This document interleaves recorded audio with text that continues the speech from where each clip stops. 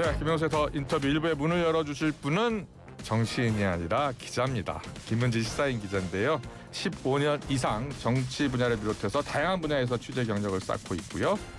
오늘 내란 특검 수사 발표 내용을 자세히 정리해드리겠습니다. 김은지 기자 어서 오세요. 네, 안녕하세요. 반갑습니다. 네, 초대해 주셔서 감사합니다. 예, 김은지 기자가 올해 이 정치 분야를 비롯해서 다양한 분야를 취재했기 때문에 어제 특검 수사 결과 발표 내용을 누구보다 잘 정리해 주실 것으로 믿고 이렇게 초대를 했습니다. 간단히 자기소개 좀 부탁드릴게요. 네, 어깨가 무겁습니다. 저는 시사인에서 정치 이슈 팀장을 맡고 있고요. 예. 말씀해 주신 것처럼 주로 정치사회부를 다루다 보니까 이런 특검 이슈에 있어서는 계속해서 좀 취재를 이어온 바가 있는데요. 예. 그래도 잘 해야 될 텐데요. 예, 잘하실 것 같습니다. 네. 자, 이 내란 특검이 180일 동안의 수사 성과를 이제 발표한 예. 거잖아요.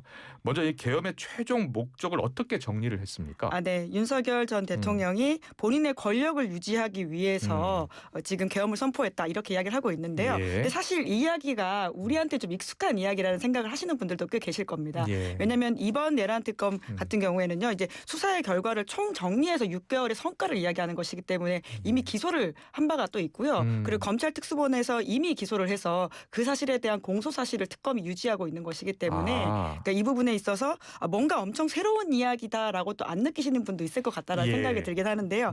다만 포인트로 짚어볼 만한 부분들은 그러니까 윤석열 전 대통령이 이제 이런 계엄을 준비했던 것이 우발적이거나 혹은 작년부터가 아니라 그 시기를 더 넓혀서 예. 이야기를 했다라고 하는 것이 핵심이라고 볼 수 있습니다. 그래요. 예. 예, 어제 2000 조석 특검이 직접 발표를 하더라고요. 좀 더 맞습니다. 자세히 설명해 네, 주세요. 2023년 10월부터는 아주 구체적으로 이런 비상계엄을 준비하기 시작했다라는 이야기도 하고 있는데요. 예. 심지어는 2022년 윤석열 전 대통령이 대권을 잡고 나서부터도 그런 비상계엄에 대한 이야기들을 하고 다녔다라는 것도 구체적으로 그래요? 적시하고 있습니다. 언제부터 준비를 했다는 거예요? 그러니까 굉장히 내란 예. 특검에서 어제 브리핑을 하면서 재밌는 비유도 막 하기도 했었었는데요. 예. 그러니까 누군가를 좋아한다는 것과 실제 연애하는 건 다르지 않느냐라고 하면서 그런 말을 떠들고 다닌 것과 그리고는 구체적인 계획을 세운 것은 좀 구분해서 봐야 된다라는 취지의 주장을 하더라고요. 이제 그러면서 비상계엄 같은 걸 하겠다라고 하는 말을 하고 다닌 것은 2022년부터이긴 하지만 예. 계획을 구체적으로 세운 것은 2023년 이제 10월부터라고 보고 있습니다. 좋습니다. 자, 하나씩 짚어보겠습니다. 2022년 11월 그러니까 대통령이 취임한 지 몇 개월 안 됐습니다. 2022년 5월 9일에 당선이 됐으니까 한 3개월 뒤부터 시작한 건데 국민의힘 지도부 만찬에서 첫 언급이 나와요? 그렇습니다. 예. 사실 조금 더 빨리 당겨보면요. 네. 2022년 7, 8월 사이에서도 사정기관 고위직 출신 사람의 진술이 있었다라고 하고 있는데요. 예. 윤 전 대통령이 다음 총선 이후 계엄을 계획하고 있다라는 말을 전해 들었다는 전언도 있었다고 하고요. 예. 근데 전언이 아니라 직접적으로 들었던 사람의 진술이라고 한다면 2022년 11월 25일로 특정했습니다. 이때가 윤 전 대통령이 국민의힘 지도부와 만찬을 했던 자리인데요. 예. 비상대권이라는 게 있다. 총살당하는 한이 있더라도 싹 쓸어버리겠다. 이렇게 말을 하면서 정치적 반대 세력에 대한 적대감을 드러낸 사실을 확인했다고 합니다. 그래요. 예. 예. 그리고 취임한 지 얼마 되지 않아서요? 그렇죠. 이제 그런 또 연장선상에서 2024년 7월에는 하와이를 들린 적이 있거든요. 예. 이제 나토 정상회의 참석을 마치고 하와이를 갔었는데 예. 그 자리에서는 군 고위 관계자인 강호필 합참 차장에게 한동훈은 뭐 이거 방송에서 옮겨도 되는 말인지 모르겠는데 빨갱이다. 군이 참여해야 되는 것 아니냐. 이런 식의 그 국민 여당 대표를 향한 적개심과 계엄의 필요성을 말했다. 이렇게 특검팀이 밝히고 있습니다. 좋습니다. 자, 2022년 얘기 잠깐 해주셨고 잠깐 2024년 이야기를 해주신 거잖아요. 예. 2023년 그러니까 취임해서 1년 정도 뒤에 본격적으로 군 인사를 단행하면서 비상 여건을 조성했다라고 이렇게 특검이 이야기를 하더라고요. 맞습니다. 그럼 2023년 10월에 어떤 군 인사가 단행이 됐던 거예요? 네, 10월 30일에 박안수 육군 참모총장을 임명했고요. 예. 그리고 11월 6일에는 여인영 국군 방첩 사령관을 임명했습니다. 그리고 곽종근 육군 특수전 사령관, 이진우 수도방위 사령관, 그리고는 11월 9일 그러니까 3일 후죠. 그때는 예. 문상호 정보사령관을 임명했는데 우리가 다 익숙하게 이번 비상계엄에서 그러니까요. 역할을 했던 군 고위 인사들이 이때 수두둑 이렇게 그래요. 우르르 예. 임명이 된 거죠. 대부분 이제 구속 수감돼서 이제 기소가 된 사람들인데 이제 특검에서 여러 진술을 했을 거 아니에요. 네. 주목되는 진술이 어떤 게 있었습니까? 특검 진술에서는 사실 유의미한 진술을 한 분들도 있고요. 제가 보기에는 뭐 여전히 진술을 왔다 갔다 하는 사람도 있는 것으로 보입니다. 하지만 이제 가장 중요한 진술을 한 것은 이제 곽종근 전 사령관이라고 볼 수 있고요. 이제 윤 전 대통령이 의원을 끌어내라고 했다라고 하는 이야기를 좀 일관되게 하고 있다라는 점에서는 의미가 있는데 그래요. 사실 말씀하신 것처럼 뭐 이진호 전 사령관이라든지 이런 분들은 특검에서 했던 이야기 그리고 본인 재판에서 하는 이야기 그리고 증인으로 나가서 하는 이야기가 조금씩 다르거든요. 다 달라졌어요? 네, 이제 그러다 보니까 진술의 신빙성에 대해서 재판부가 어떻게 판단할지는 최종적으로 법원의 시간에서 결정이 되지 않을까라는 생각이 들기도 합니다. 그래요. 예. 보면 조은석 특검이 이런 이야기 하더라고요. 대통령실을 국방부 청사로 옮기면서 이 대통령과 군의 밀착 여건이 조성됐다라고 하던데요. 네, 이제 아무래도 물리적으로 가까워지다 보니까 그런 식으로 더 이야기를 할 수 있지 않았을까라는 생각을 하는 지점들이 있는데요. 특히나 윤석열 전 대통령 공소장을 읽어볼 경우에는 그 한남동 공간에서 만나서 수차례 술을 먹거나 밥을 먹었다라는 이야기도 있고요. 그냥 지나가다가 들러서 차를 마셨다라고 하는 것도 있는데요. 이 모든 것들이 이제 계엄을 위한 모의로 이제 특검은 판단하고 있는 것으로 보입니다. 그래요. 예. 취재를 오래 하셨으니까 뭔가 좀 대통령과 국방부 관계자들과의 어떤 친밀도가 선을 넘고 있다. 뭐 이런 거 혹시 취재를 하신 적이 있어요? 관련해서? 작년에 이제 작년에 국정감사 당시에 이제 그런 진술들이 괜히 많이 나오지 않았습니까? 그래서 민주당을 중심으로 계엄을 굉장히 경고하는 이야기들이 있었었는데요. 그 당시에도 주요 군 인사들이 모여가지고 한 자리에 있었다라고 하는 이야기를 당시에는 굉장히 가짜 뉴스라고 비판을 많이 받긴 했었어요. 김민석 의원이 주장했잖아요. 그렇죠. 당시 김민석 의원이요. 김민석 의원을 비롯해가지고는 김병주 의원이라든지 이런 군 인사의 밝은 분들도 그런 추가적인 증언들을 한 바가 있는데요. 그래요. 그때 기억하시겠지만 김용현 당시 장관이 요즘 세상에 누가 계엄을 하냐라고 하면서 오히려 버럭했던 장면이 저도 기억이 납니다. 그러면 그때 버럭했을 때 당시에 관련해서 여러 이야기를 이미 나눴었다는 거 아니에요? 그렇죠. 2023년 10월부터 구체적인 계획에 들어갔다라고 하는 것이기 때문에 우리가 생각하는 것 이상으로 앞서 있다라고 봐야 될 것이고요. 물론 특검 발표라고 하는 것은 특검의 수사를 베이스로 한 주장이기 때문에 법원에서 어떻게 판단할지는 또 봐야 되긴 합니다. 변호인 측의 주장은 또 다를 수 있으니까요. 알겠습니다. 그리고 공소장을 보니까요. 윤 전 대통령이 이 한동훈 전 대표를 향해서 앞서 잠깐 언급하셨는데 빨갱이라고 부르기도 하고요. 총을 쏴서 죽이겠다라는 언급을 했다는 거예요. 언제부터 이렇게 사이가 안 좋아진 것으로 특검은 파악을 했어요? 뭐 특검이 구체적으로 한동훈 전 대표와 어떤 시기에 사이가 안 좋아졌는지에 대해서는 지금 뭐 이야기를 하고 있지는 않긴 한데요. 하지만 우리가 다양한 지금까지 있던 수사와 관련된 발표 그리고 기사 등을 통해서 좀 종합해서 추적은 해볼 수 있다는 생각이 들긴 합니다. 그러니까 한동훈 전 대표 같은 경우에는 이제 결과적으로 당 대표가 되고 나서부터 김건희 특검법을 어떻게 할지에 대해 가지고는 입장이 조금씩 나오지 않았습니까? 그와 관련해서 용산과 항상 관계가 나빠졌다라는 이야기들이 당시에도 꽤 많이 쏟아진 바가 있는데요. 최근에 그 박성재 전 장관한테 윤석열 전 대통령이 보냈던 문자가 공개되지 않았습니까? 거기서 보면 사악하게 2년 동안이나 도이치 수사를 끌었다라는 식의 말도 있고요. 그런 것만 보더라도 한 전 대표와 관련해서 사이가 나빠지게 된 것은 결국 김건희 여사와 관련되어 있는 부분으로 봐야 될 것이고요. 그와 관련한 어떤 소위 말하는 결별이라고 하는 것은 당대표 취임 이후에 순차 이루어진 것으로 보이긴 합니다. 그래요. 우리 최대 관심사 가운데 하나가 과연 김건희 씨가 계엄을 알았는지 여부였었잖아요. 특검은 뭐라고 했습니까? 네, 그 부분에 있어서는 판단을 유보했다라고 저는 선회하고 싶은데요. 우선은 김건희 씨가 지금 관련되어 있지는 않은 것으로 보인다라고 밝히고 있긴 합니다. 그러니까 왜냐하면 그 관련된 진술을 좀 확보를 했는데 계엄 후에 윤석열, 김건희 두 사람이 이제 크게 싸웠다라고 하는 것이고요. 그 싸움의 이유가 계엄을 왜 했냐라는 식의 다그침이 있었다라고 하는 진술을 확보했다는 것이거든요.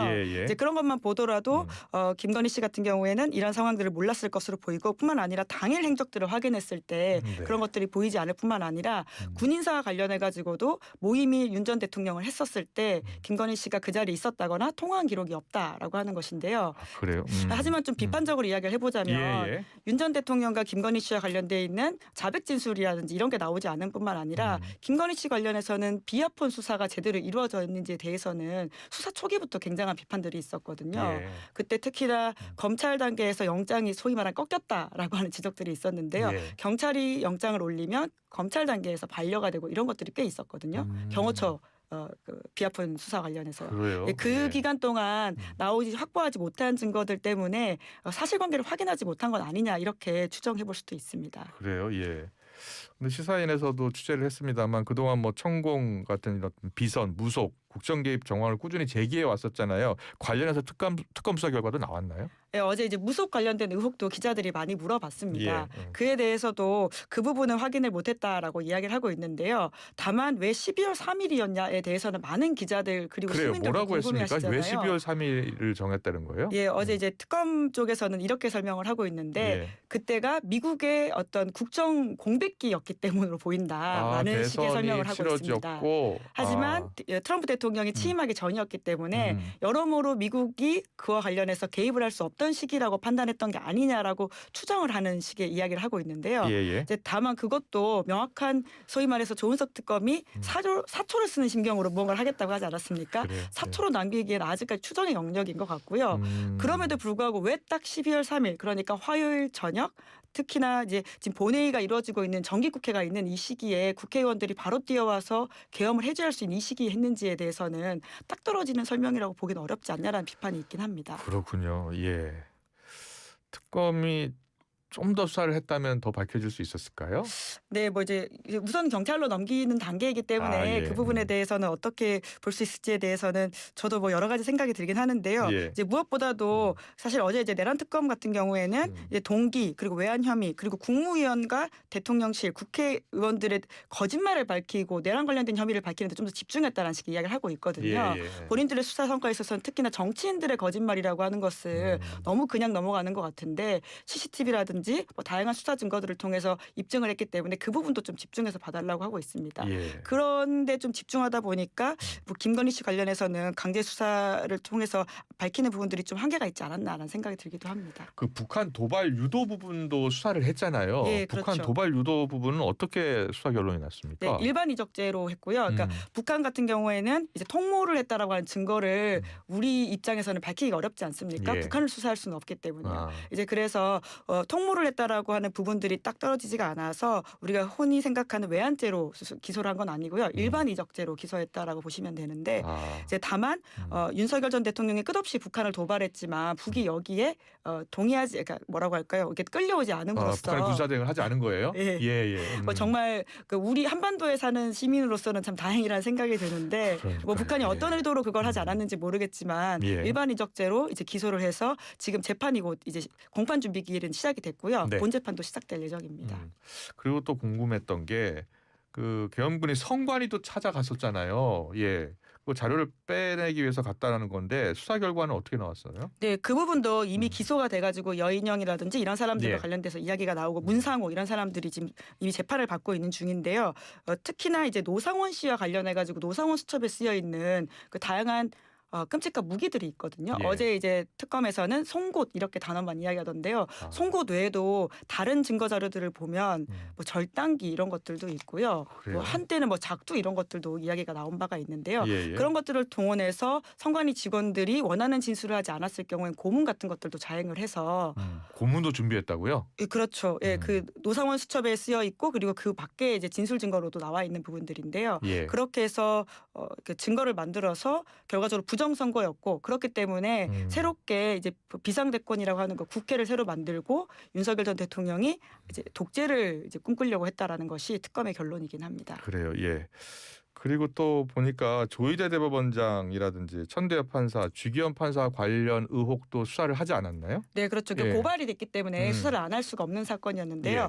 물론 고발 사건을 전부 다 결론 지은 건 아니고 심우정 전 총장 같은 경우는 경찰로 사건을 넘기긴 일단 했습니다. 심우정 관련해서는 경찰로 넘겼다고요? 예. 왜냐하면 심우정 전 총장 같은 경우에는 즉시항고 사건이기 때문에요. 예. 그 부분에 있어가지고 현재 내란 특검팀에 관계자들이 좀 있기 때문에 이해충돌 이슈가 있어가지고 다 옳게 판단할 수 없다라고 생각을 했다라고 하는 것이고요. 물론 이해충돌이라는 단어를 직접 쓴 건 아닙니다. 하지만 제가 이야기는 그랬고요. 그래서 경찰로 넘긴다라는 것이고요. 예. 그리고는 조희대 천대엽, 대법원장. 조희대 이 예. 두 분 같은 경우에는 그 당시에 뭐 대법원에서도 계엄 관련된 지금 형사 관할권을 검토하고 있다 이런 속보들이 12월 3일 밤에 뜬 바가 있거든요. 예. 이제 그래서 이와 관련해 가지고 당사자들한테 진술서를 받았는데 관련이 없다라는 이야기를 들었고 뿐만 아니라 12시 50분경에 그 법원에 도착을 해서 그 이후에 바로 계엄이 풀려서 무언가 행동했다라고 보기 어렵다라고 판단하고 있는 것으로 알고 있습니다. 그래요. 예. 자, 이제 결론을 정리해 보면 윤 전 대통령의 계엄 선포는 이제 일단 헌법에 따른 그런 정당한 권한 행사가 아니고 국헌 문란 목적의 폭동이다.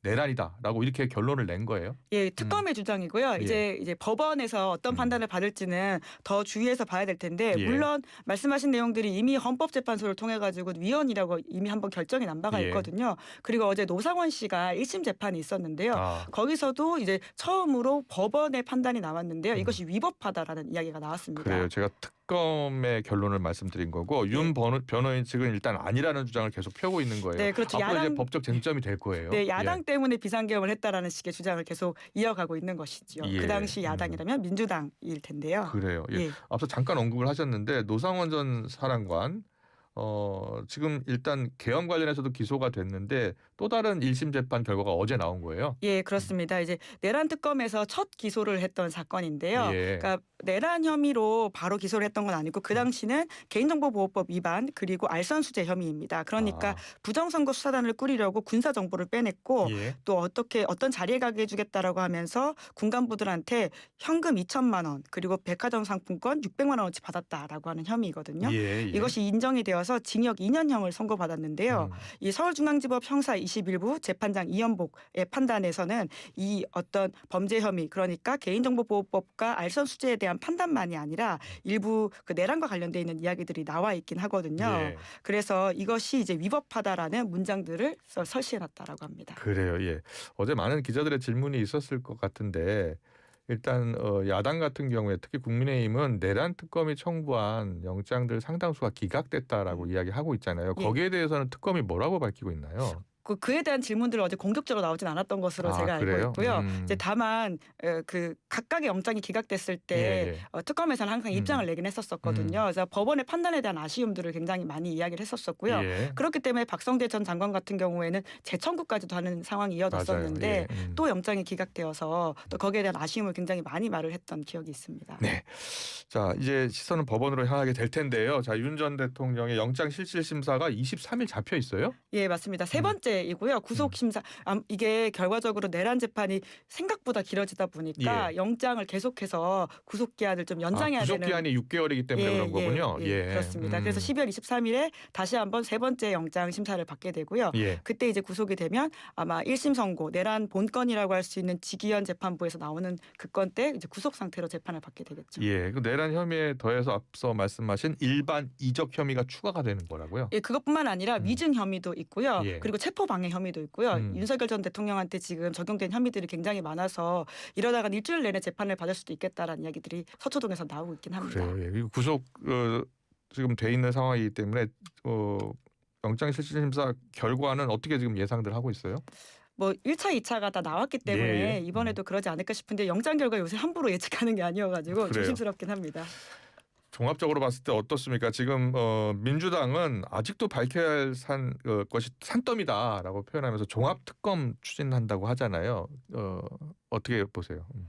네, 뭐 근데 우선은 경찰로 사건을 넘겼기 때문에 경찰에서 잘할 수 있는 사건도 분명히 있어 보이긴 하거든요. 아, 그래요? 아까 이제 심우정 전 총장 같은 경우에는 이제 검찰과 관련된 수사이기 때문에 그러니까 검찰에게 사건을 주기보다는 경찰과 혹시 특검을 줘야 된다 뭐 이런 식의 이야기인 것 같은데요. 예. 어떤 식으로 좀 가름말을 살지는 좀 국회에서 좀 상황을 봐야 될 것 같긴 합니다. 기자 입장에서는 어떻게 생각하세요? 이번 조은석 특검 수사 결과 발표에 대해서 내용에 대해서는 어떻게 생각하세요? 예, 그 사초를 쓴다고 했는데 예. 점점점이라고 말씀드리고 싶습니다. 좀 아쉬움이 많은 것 같은데요?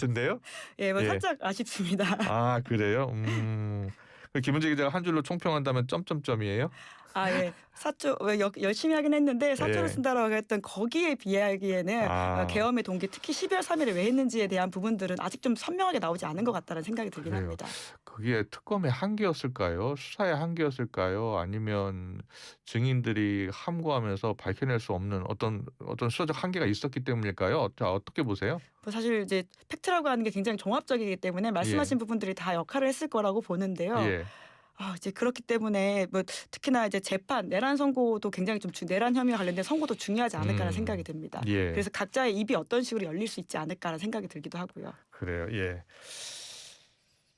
김은지 기자하고 살펴봤는데 혹시 하시고 싶은 말씀 더 있으면 잠깐 시간을 드릴게요. 아닙니다. 시간이 벌써 이렇게 되었으니 얼른 마무리하도록 하겠습니다. 알겠습니다. 잘 들었습니다. 시사인의 김은지 기자와 함께했습니다. 오늘 말씀 잘 들었습니다. 고맙습니다. 감사합니다. 네.